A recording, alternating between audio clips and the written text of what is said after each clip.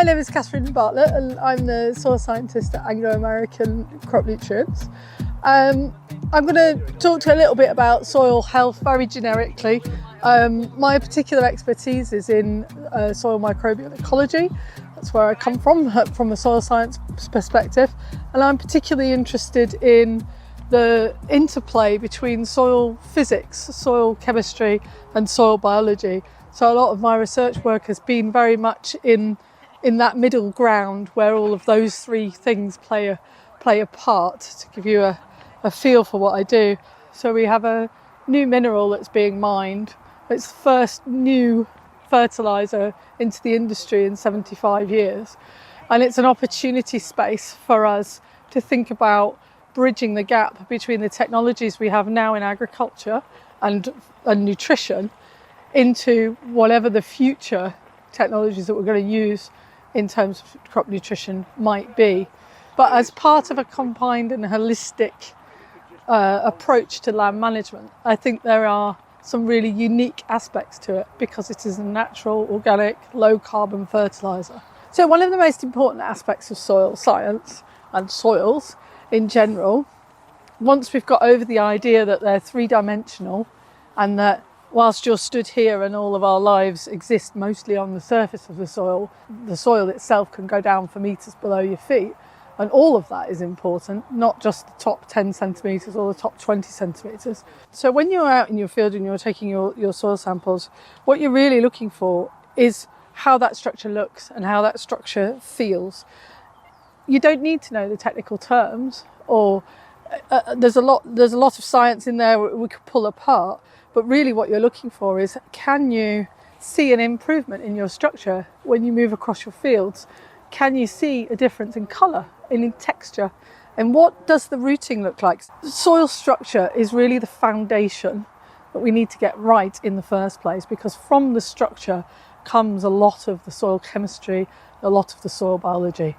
If you have a horrible structure, you will not have a huge biodiversity in your soil. So bearing in mind that this soil is from this field, here is another ped from this field. So here you can see that what I couldn't do with the other soil was pull you out a piece like that.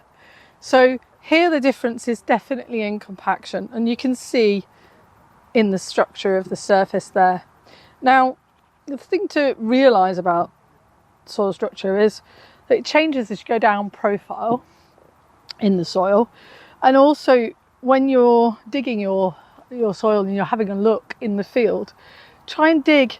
You don't have to dig a profile pit and describe your soils in avid detail as a pedologist would, but if you dig a little bit deeper than just the top surface original ploughing layer, and take note of how the structure changes down profile, because what you'll see on this ped is the compaction zone is only in the surface, and actually below it's starting to get really friable again. It's not as friable as the piece that's from just here, but it's not as well trafficked here, so it's exactly what you would expect.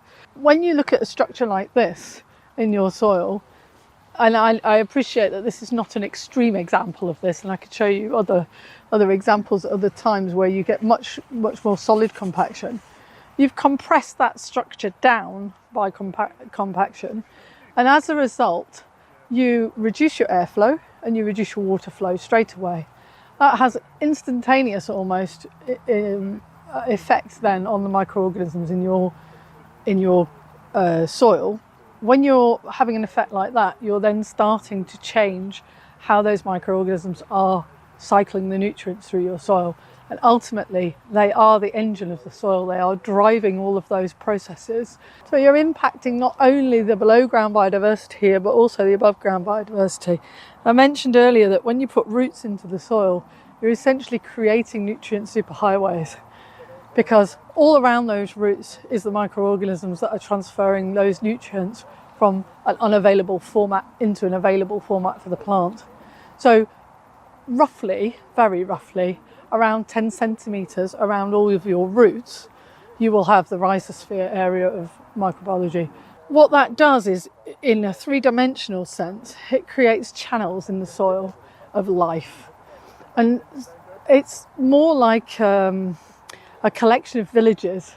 So So you have the rhizosphere, which is this superhighway that follows your root and that is very much all the way along your root structure.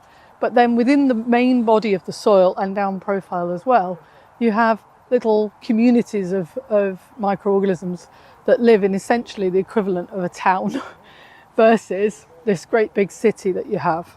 When we put all of that together, we can also say that if we're increasing our microbes, we are generally increasing our nutrient capabilities in the soil. But in order to get to that point where we can make those assumptions, we first have to have a structure that will support that kind of life. Secondly, we have to have the right chemistry. Now, some soils, and maybe I should have started here, we have a huge diversity of soils in the UK. We have to consider soils in not just in 3 dimensions, but in the whole landscape as a whole, because we have to pay attention in the world to the geography of our landscape. We also have to think about the scaling of these things. But really what matters is how that scales. So the fact that I have an interaction at a small scale doesn't necessarily mean that that was going to be visible in the field. So that small area of compaction that you might have in the grand scheme of your landscape, of your farm, of your field, of your catchment, it may not have an impact that's significant enough. In of itself, it's something significant, but we have to also manage the land in the context of the environment that we live in. That goes even more so when we start thinking about climate change and the impacts of climate change on agricultural land production. Because when we're talking about soils, we know that with climate change prediction, we'll see cropping types coming essentially north. So we'll be growing crops that previously we couldn't grow in certain areas, in new areas, opening up new soils, different soils, and managing those in line with those crops. So it's important also in the context of all of these things to think about how we can bolster soil resources to allow us to make those changes easier. And that's partly resistance and resilience of a system. So I would say that that comes from soil structure first and foremost. Within that, that also comes from organic matter, because organic matter provides us with negative sites that hold cations so that we can have a nutrient stock in the soil that's greater.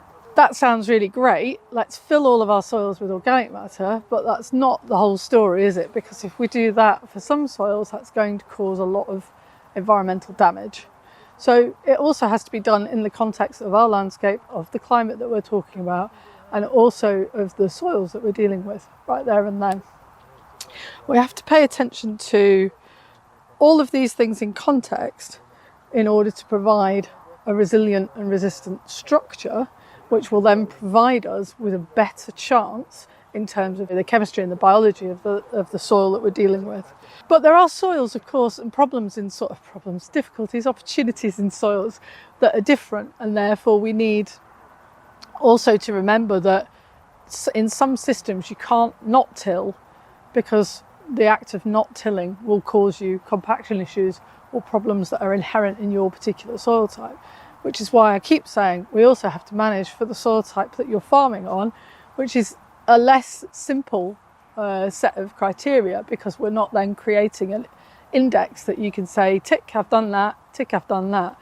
And part of the problem that we have around soil health and difficulties of quantifying soil health is that actually it's really hard to pin down, because you have all of these different soil types which have inherent properties of their own. For example, you're never going to get millions of earthworms under a very, very sandy soil, because they just won't want to live there. It's not a habitat that they want to live in.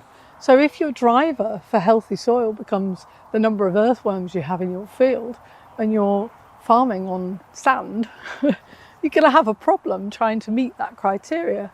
So it's also trying to find a set of criteria that fit as best as possible. So having a diversity of roots, of depths, of plant types, of species, all play a really important part in the longer term resilience and resistance that you can build into your system. Now, that doesn't help your bottom line as a business for next year necessarily, but if we can find a balance between how we manage the land mechanically and chemically, because the second that we add anything that alters pH, for example, in soils, then we have a knock-on effect on every other aspect of the soil.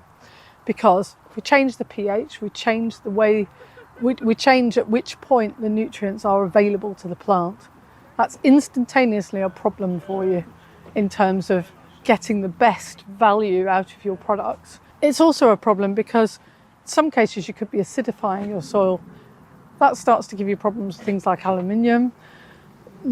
It expands the problem even more in that when you start to have other chemical interactions in the soil, you are then changing that biology and you're changing the soil very slowly over time